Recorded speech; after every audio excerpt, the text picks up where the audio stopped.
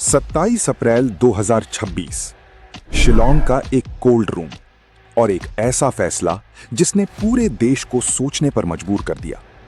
एक तरफ सोनम रघुवंशी, जिस पर अपने ही पति राजा रघुवंशी की हत्या का आरोप है, और दूसरी तरफ 790 पन्नों की चार्जशीट और ढेरों सबूत जो साफ कहते हैं कि ये एक प्लान्ड मर्डर था। लेकिन फिर भी कोर्ट ने सोनम को बेल दे दी। आखिर क्यों? क्या सोनम सच में बेगुनाह है या फिर सिस्टम में कहीं बहुत बड़ी गलती हुई है? आज हम इस पूरे केस को आसान भाषा में समझेंगे। बात करते हैं उस रात से जब सब कुछ बदल गया। मेघालय, सोहरा की पहाड़ियां, हनीमून पर गए राजा और सोनम, सब कुछ बिल्कुल परफेक्ट लग रहा था। लेकिन ये सिर्फ दिखावा था। रिपोर्ट्स के मुताबिक सोनम पहले से ही राज कुशवाहा के संपर्क में थी और इसी दौरान कुछ और लोगों को भी इस प्लान में शामिल किया गया। यानी ये कोई अचानक हुआ क्राइम नहीं था, बल्कि एक सोची समझी साजिश थी। हत्या के बाद पुलिस ने तेजी से जांच शुरू की। कॉल रिकॉर्ड्स, लोकेशन डेटा और कई गवाह, सब कुछ सोनम की तरफ इशारा कर रहा था। एसआईटी ने केस को काफी मजबूत बना दिया था।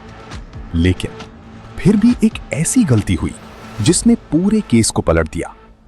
कोर्ट ने कहा कि अरेस्ट के समय सोनम को सही तरीके से नहीं बताया गया कि उसे किस आरोप में पकड़ा गया है। यह सुनने में छोटी बात लगती है, लेकिन कानून के अनुसार यह एक बहुत बड़ा अधिकार है। इंडियन कॉन्स्टिट्यूशन का आर्टिकल 22 हर व्यक्ति को यह अधिकार देता है, और यहां यही राइट वायलेट हुआ। अब बात आती है दूसरी बड़ी गलती की। अरेस्ट डॉक्यूमेंट्स में गलत सेक्शन लिख दिया गया। जहां मर्डर का सेक्शन होना चाहिए था, वहां कुछ और ही नंबर लिखा था। एक बार नहीं, बल्कि हर डॉक्यूमेंट में वही गलती। अब कोर्ट के लिए यह सिर्फ टाइपिंग मिस्टेक नहीं थी, ये एक बड़ा प्रोसीजरल फेलियर था। सबसे चौंकाने वाली बात यह थी कि उस समय सोनम के पास कोई वकील भी मौजूद नहीं था। यानी ना उसे सही जानकारी दी गई और ना ही उसे लीगल मदद मिली। कोर्ट की नजर में ये सीधे सीधे उसके अधिकारों का उल्लंघन था। अब यहां एक बड़ा सवाल उठता है, अगर सबूत इतने मजबूत थे तो फिर बेल क्यों मिली? जवाब है कानून। कानून कहता है कि चाहे अपराध कितना भी बड़ा क्यों ना हो, अगर अरेस्ट का प्रोसेस गलत है तो कोर्ट उसे नजरअंदाज नहीं कर सकता। यही वजह थी कि कोर्ट ने बेल दे दी। लेकिन इसका मतलब यह बिल्कुल नहीं है कि सोनम बेगुनाह है। ट्रायल अभी बाकी है, और अगर सबूत मजबूत हैं तो सजा भी तय है। इस केस से हमें क्या सीख मिलती है? कि कानून में सिर्फ सच ही नहीं, बल्कि सही प्रोसेस भी उतना ही जरूरी है।